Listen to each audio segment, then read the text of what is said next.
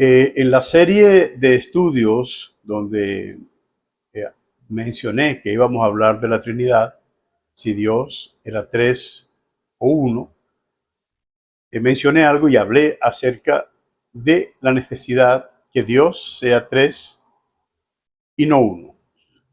Les habla el pastor Luis Soledad Román en sus reflexiones teológicas, desde las causas hasta sus efectos.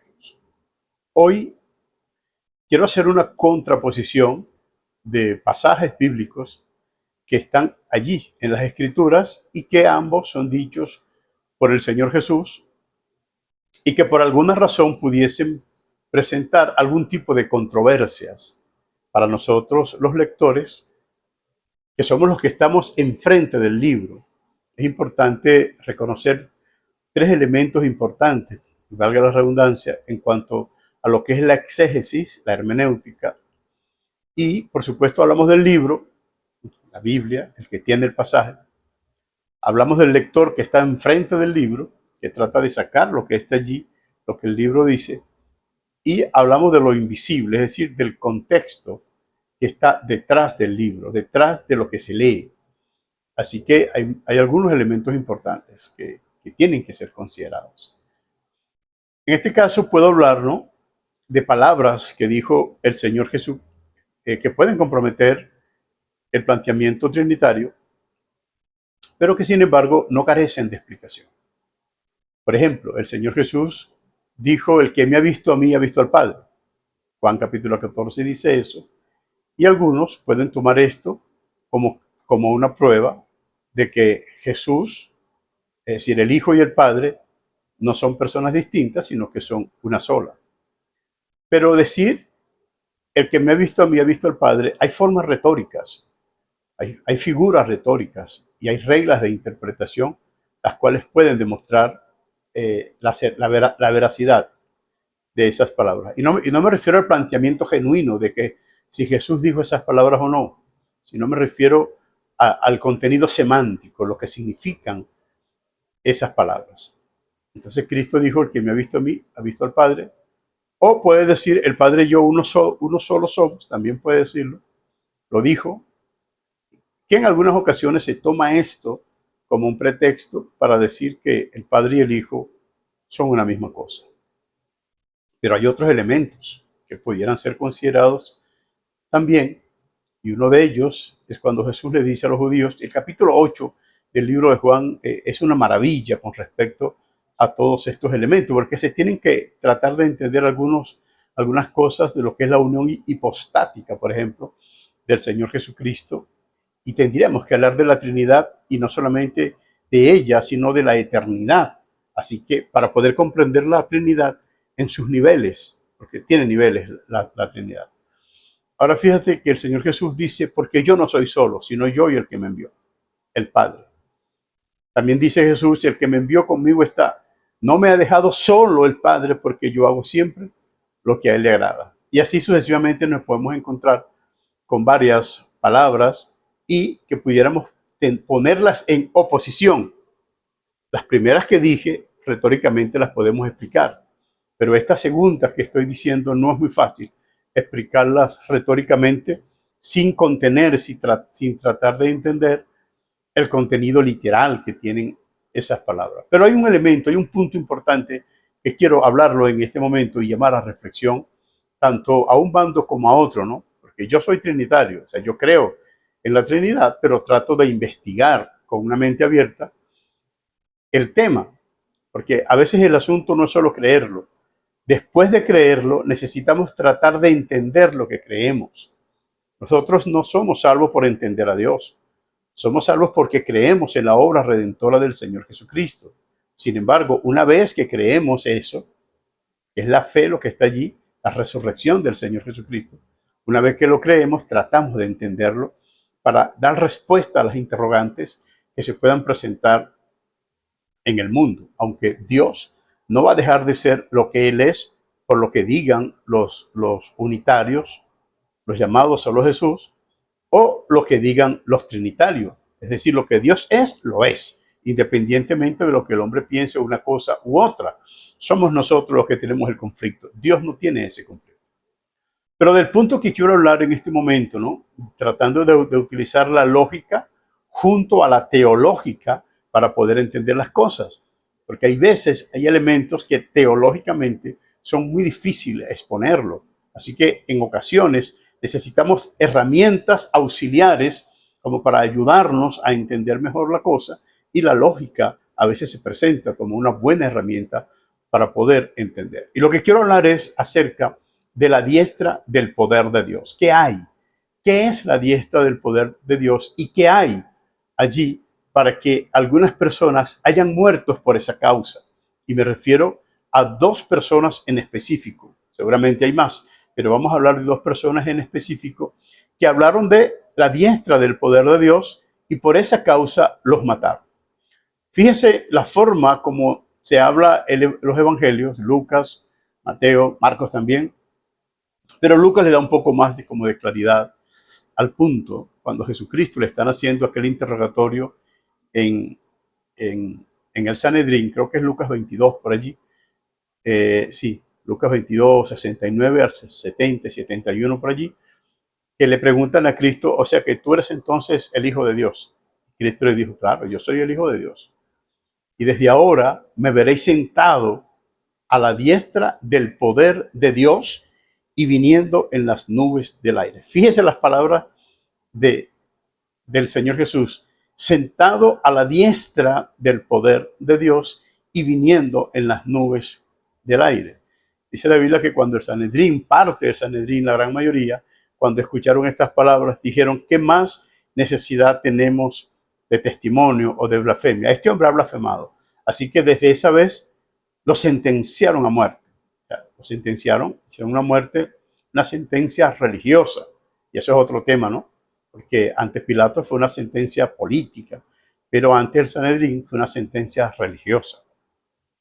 Porque él dijo que era ese hombre que se sentaría a la diestra del Padre, que ya Daniel lo había hablado y que vendría luego en las nubes del aire, y que el libro de Apocalipsis dice, capítulo 5, cuando Jesús va a tomar el libro del que está sentado en el trono. Y eso es un dato curioso porque los unitarios alegan mucho que en el capítulo 4 de Apocalipsis el que está sentado en el trono está solo. Pero de verdad es un argumento de muy poco peso, ¿no? Es muy vago porque Apocalipsis no es solamente el capítulo 4 y se está tejiendo todo un desarrollo. Yo los invito a leer el libro, ya está pronto por salir el libro de Apocalipsis, la revelación de Jesucristo que Dios le dio. Y cuando eso salga, bueno, se van a explicar otras cosas. Pero vamos a continuar con el tema, ¿no? Por supuesto, porque hay el desarrollo de unos acontecimientos.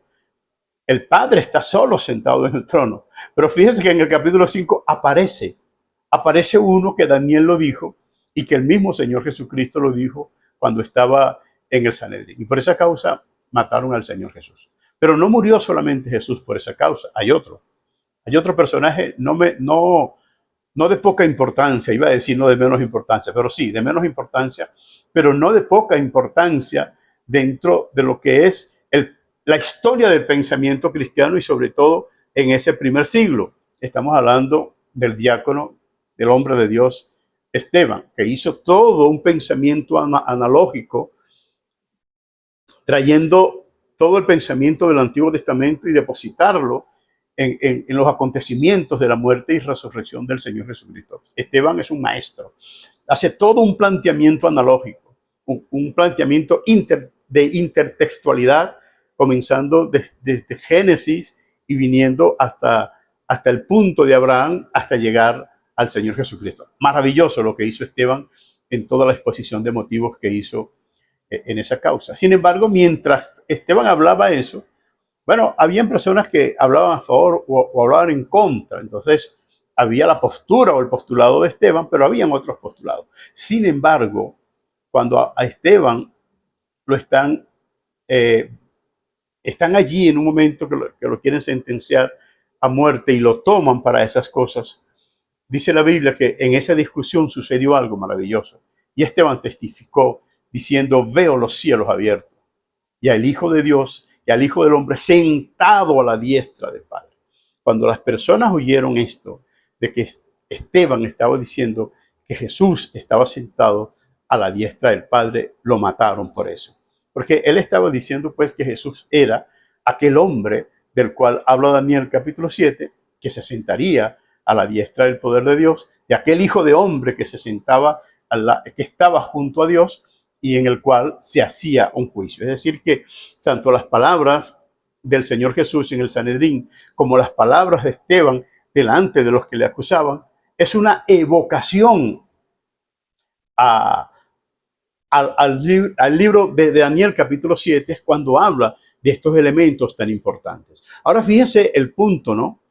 Cómo mueren dos personas por hablar de Dios y de la diestra de Dios, y de un personaje que está a la diestra de Dios, a la diestra del Padre en este momento, en este caso, vamos a definirlo de esta manera, un personaje que está a la diestra del Padre que no es el Padre, que no es el Padre, y que luego en Apocalipsis capítulo 5, ese personaje recibe adoración de toda la creación de la misma manera que recibe la adoración el que está sentado en el trono. Como dice la Biblia, al que está sentado en el trono y al Cordero sea la gloria, la alabanza, la honra, el poder por los siglos de los siglos. Amén. Entonces fíjese toda la importancia, ¿no?, que tienen todos estos elementos. Quiero decirles que Dios no es más de lo que Él es.